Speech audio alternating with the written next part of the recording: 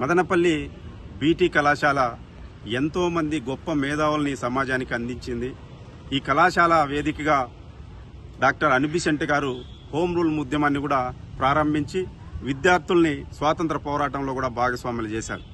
విశ్వకవి రవీంద్రనాథ్ ఠాగూర్ గారు ఈ కళాశాల వేదికగానే జాతీయ గీతాన్ని ట్రాన్స్లేట్ చేయడం కూడా జరిగింది.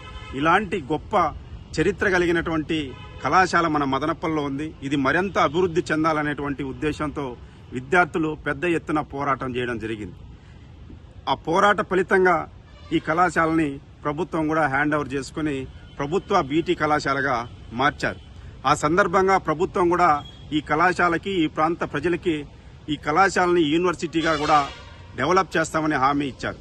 మరి 4 సంవత్సరాలు ఈ గడుస్తున్న ప్రభుత్వం హ్యాండ్ ఓవర్ చేసుకుని 4 సంవత్సరాలు గడుస్తున్న ఈ రోజుకి కూడా ఈ కళాశాలలో ఇంటర్మీడియట్ కోర్సు ప్రారంభం కాలేదు, పీజీ కోర్సు ప్రారంభం కాలేదు. పక్కనే ఉన్నటువంటి బీఈడీ కళాశాల కూడా రీఓపెన్ అయినటువంటి పరిస్థితి లేదు. మరి ఈ ప్రభుత్వం ఈ కళాశాలని హ్యాండ్ ఓవర్ చేసుకున్న తర్వాత ఈ కళాశాల పూర్తిగా ప్రభుత్వ ఆఫీసులకు ఉపయోగించుకుంటున్నారే తప్ప కళాశాల ఎక్కడ కానీ డెవలప్ అయినటువంటి పరిస్థితి లేదు. పీజీ బ్లాక్ చూస్తే డిఆర్డీఏతో పాటు 4 రకాల ఆఫీసులు ఇక్కడ పెట్టారు. మరి బీఈడీ కళాశాల జిల్లా ఎస్పీ ఆఫీస్గా మార్చేశారు. మరి అక్కడే ఉన్నటువంటి బాలుర హాస్టల్ని ట్రెజరీకి కూడా ఉపయోగించుకోవడం, పీజీ అమ్మాయిల హాస్టల్ని ఇవాళ డిఎంహెచ్ఓ ఆఫీస్కి మార్చారు. మరి ఈ జిల్లా హెడ్ కేంద్రం అయిన తర్వాత టెంపరీగా ఈరోజు ప్రభుత్వ ఆఫీసులుగా మార్చారు.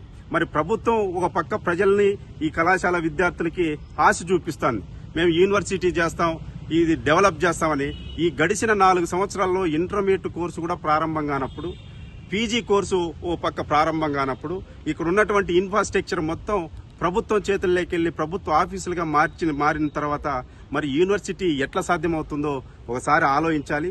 అనిబిసెంట్ అమ్మ గారు ఈ ప్రాంతంలో ఉన్నటువంటి పేద విద్యార్థుల కోసం ఎంతో గొప్ప ఆశయంతో ఎడ్యుకేషన్ అనేది సర్వీస్గా ఉండాలనేటువంటి గొప్ప లక్ష్యంతో ఇవాళ బీటీ కళాశాలని ఒక ట్రస్ట్ డెవలప్ చేసి కళాశాల నిర్మిస్తే ఇవాళ ప్రభుత్వాలు ఈ కళాశాలని ప్రభుత్వ కార్యాలయాలుగా మార్చాయి తప్ప కళాశాలగా ఎక్కడ కానీ అభివృద్ధి చేసినటువంటి పరిస్థితి లేదు.